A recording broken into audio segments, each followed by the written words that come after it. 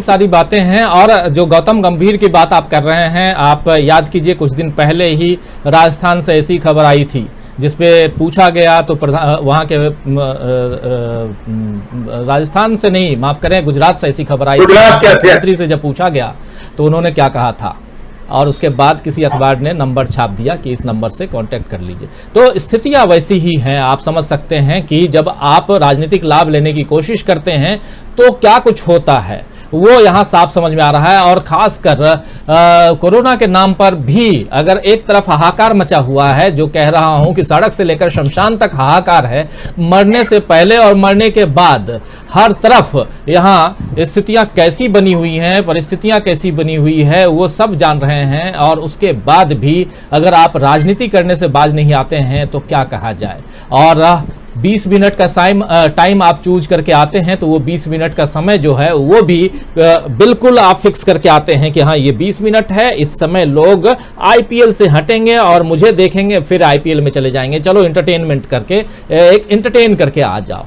वही हो रहा है देश में जो कुछ भी है। जिस समय 500 लोग थे उस समय आप लॉकडाउन लगाए, जिस समय अब 5 लाख लोग रोज होने वाले हैं, यही गति रही तो 20 दिन बाद अमलेंदु जी स्थिति रहेगी कि हम रोज गिनेंगे, आज 5 लाख 1, कल 5 लाख 50। लेकिन अब स्थिति है कि चलिए कोई बात नहीं, लॉकडाउन मत लगाइए, लेकिन कम से कम लोगों को मरने से तो बचाइए। लोग तो यहाँ मरे जा रहे हैं, लोगों के लिए अस्पताल में जगह नहीं है, लोगों के लिए अस्पताल में ऑक्सीजन नहीं है। आज ही खबर पढ़ रहा था अमलेंदु जी कि कई सारे अस्पताल दिल्ली के कह दिए हैं कि इतने घंटे तक हमारे पास ऑक्सीजन है। वो एक लिस्ट आ गई है कि इतने इतने घंटे तक के ऑक्सीजन है, अगर इसके बाद आप सप्लाई नहीं करते हैं तो खत्म, हम कुछ नहीं कर सकते। कई जगह तो ऑलरेडी सूचना छाप दी गई है, वहां टांग दी गई है कि इस अस्पताल में ऑक्सीजन नहीं है। उसके बाद कहा यह जा रहा है कि कोरोना में हर किसी को ऑक्सीजन की जरूरत नहीं होती है, कई लोग जो हैं बिना ऑक्सीजन के भी ऑक्सीजन की डिमांड कर रहे हैं। आखिर ये अफरा तफरी का माहौल क्यों है और आखिर ऐसी स्थितियां निर्मित क्यों हुई, ये बात भी तो सरकार को समझना और समझाना होगा जनता को। अमलेंदु जी, देखिए, निश्चित तौर पर सरकार असल में कुछ समझाना नहीं चाहती और सरकार समझना भी नहीं चाहती। दिक्कत यही है क्योंकि सरकार जो है हर मोर्चे पर एकदम बुरी तरीके से फेल हुई है और सिर्फ ये प्रचार जीवी उत्सव जीवी सरकार है। इसे सिर्फ प्रचार से और उत्सव मनाने से ही मतलब है, तो इसलिए ये केवल उत्सव मनाने में प्रचार में ही व्यस्त रहते हैं और सारा काम जो इनका प्रचार पर ही रहता है।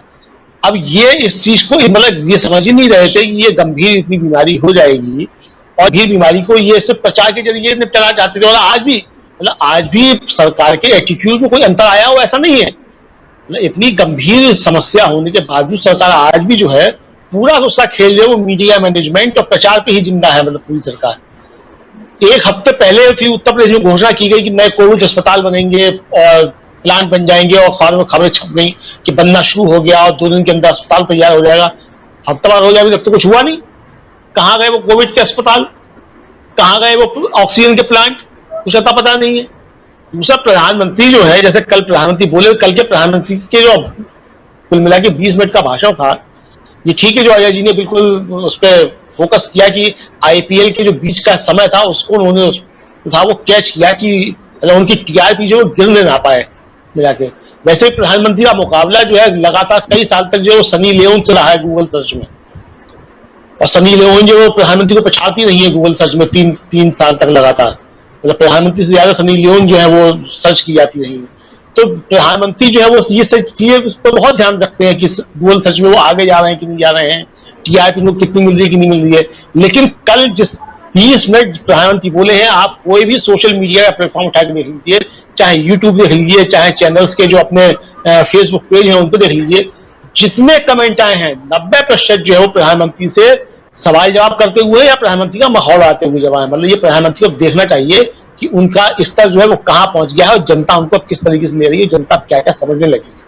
लेकिन दिक्कत ये है कि प्रधानमंत्री सोचते हैं शायद मीडिया मैनेजमेंट के जरिए सब चीजें जो वो हल हो जाएंगी और इस समस्या का भी हल हो जाएगा। लेकिन कल प्रधानमंत्री ने एक चीज जो स्वीकार की, मतलब ये तारीफ भी करनी चाहिए प्रधानमंत्री की, जिस चीज की हम लोग लगातार आलोचना करते हैं, ये प्रधानमंत्री ने बिना समझे बूझे अचानक जो था वो तोड़की तरीके से लॉकडाउन लगाया और राज्य सरकारों से पहले बातचीत नहीं की। राज्य सरकारों से बातचीत की जाती, उसके पहले उपाय किए जाते तो इस तरीके की अफरा तफरी नहीं फैलती और देश की अर्थव्यवस्था भी गर्त बनी जाती और इस तरीके से बीमारी नहीं फैलती। प्रधानमंत्री ने अपरोक्ष रूप से कल स्वीकार किया कि लॉकडाउन जो था अचानक लगाना उनकी सबसे बड़ी गलती थी और उसकी वजह से इस महामारी जो थी वो यहाँ तक फैली है।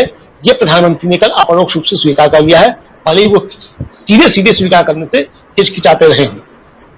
तो ये प्रधानमंत्री को तारीफ करनी चाहिए। मैं सीधे सीधे नहीं कह सकते कि मैंने गलती कर दी थी, उसकी वजह से इतना हो गया नुकसान और देश जो है वो गर्त में चला गया, लोगों का जानमाल का जो दोनों का नुकसान हुआ, ये सीधे से नहीं कह सकते। लेकिन उन्होंने अपरोक्ष रूप से इस बात को स्वीकार किया कि इस सारी जो जिम्मेदारी है वो प्रधानमंत्री की उनकी बनती है और उन्होंने इसको जो है वो एक तरीके से स्वीकार किया है।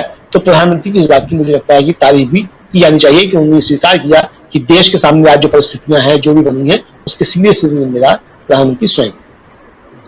बहुत सारे साथी भी हमारे साथ बने हुए हैं, लगातार कमेंट कर रहे हैं।